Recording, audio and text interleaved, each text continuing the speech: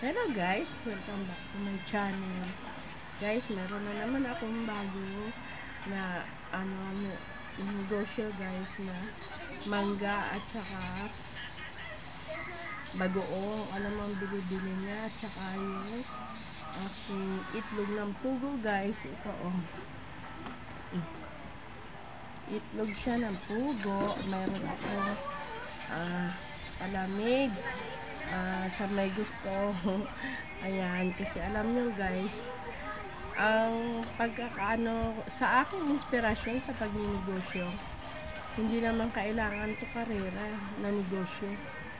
Alam mo kung yung pagninegosyo ko, alam mo na nagsimula ako, maliit lang na halaga ang sinimulan ko sa pagtitindahan, 800 lang.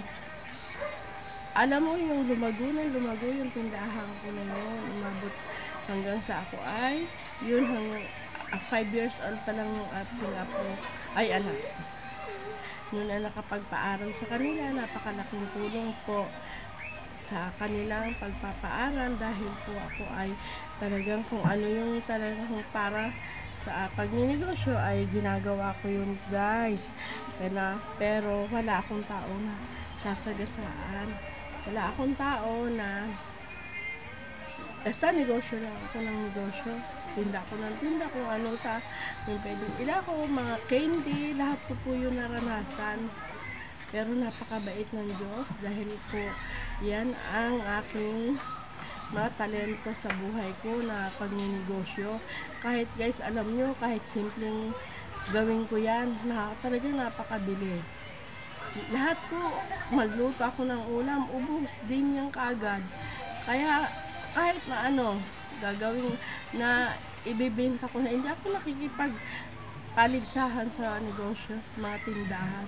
Kasi una-una, ang pagtitindahan hindi po ganun kadali. Merong, madali ka, kahit punuin mo yung tindahan mo na yan. Bali sa aking pagninegosyo.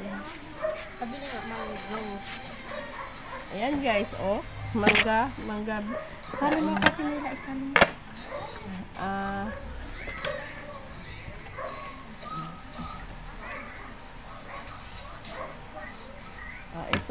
ito guys ang aking binibenta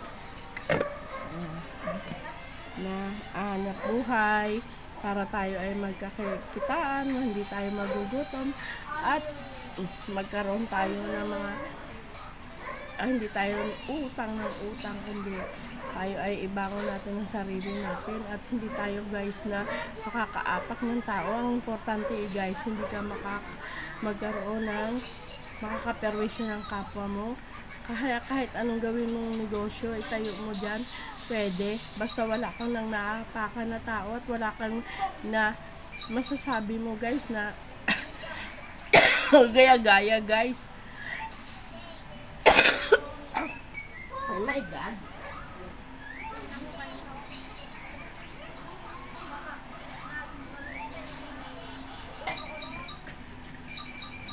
Hindi ako guys na mahilig gumaya ko kung ano yung makita ko dun sa mga tindahan. Parang gusto ko yung yakapit follow sa iba. Ako kahit sa maliit na halaga guys, na talagang napapalago ko yan, na yung tindahan na yan, napapalago ko sa kahit sa halagang 1,000 lang yan, nagagawa ko ng paraan yan. Alam nyo guys, yung wala pang 1,000 yan guys, pero alam nyo, kahapon kumita ko ng 200. Kahapon magkano lang ko ngayon, dinamihan ko na kasi naubos ka agad guys yung mangga. To ang bili guys, kasi dati ko nang ginagawa yan doon sa aking dating mga benta guys. Madati ko nang ginagawa yan. Kaya alam ko, para maiwasan natin guys yung ating maggaya-gaya tayo, sige lang, lumalaban tayo sa ating negosyo, para alam mo, pinagpapala nga ng Diyos yung tao na mapagpakumbaba. Lagi lang tayo magpapakumbaba para alam ng Diyos kung ano kabuti ka sa kapwa.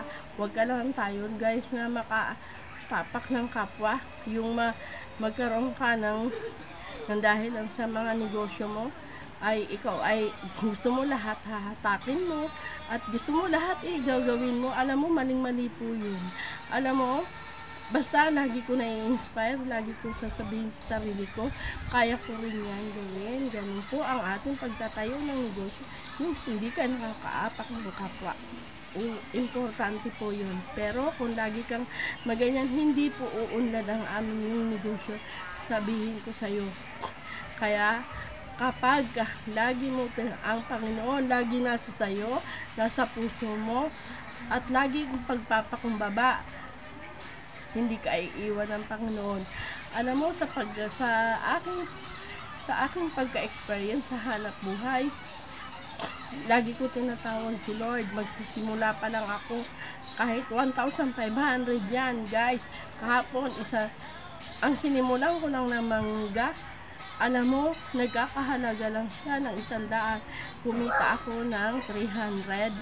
Imaginein mo yun, guys. Sa maliit lang na halaga yan, ha. Kukita ka na ng ganon. Kasi hindi naman kailangan mo makaapa ka ng kapwa mo. Kaya kailangan kung ikaw ay magninegosyo, huwag kang gagaya-gaya sa iba. Gumawa ka ng ibang sarili mong diskarte. Ganon po yung pagninegosyo. Kasi nakakaapa ka tayo ng tao. Alam mo ba yon? Hindi ka aangat nun. Kasi ginagawa mo yung parang alam mo ba yon? Parang may pagkaingitera ka, ganon. Ganon po yung nangyayari sa atin. Kaya po, alam mo, naalala ko noon, ganyan, lagi ako inaaway dahil po sa paghahanap buhay ng isang tao. Ano? Ano?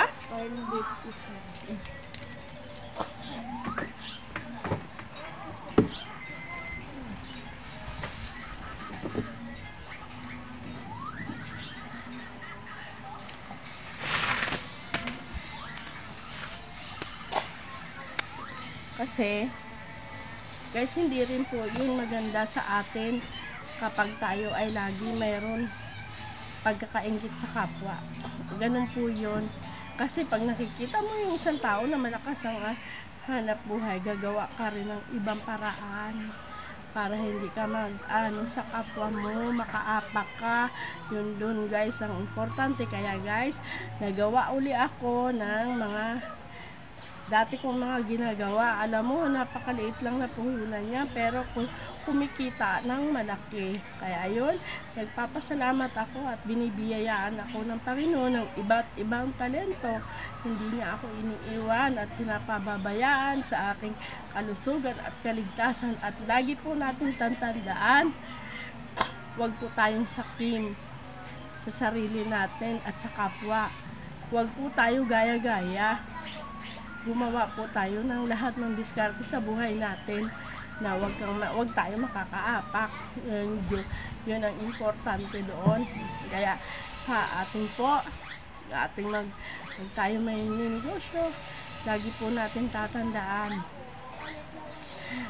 wag po tayo makikipagkakarerahan kasi hindi magandang gawain yan.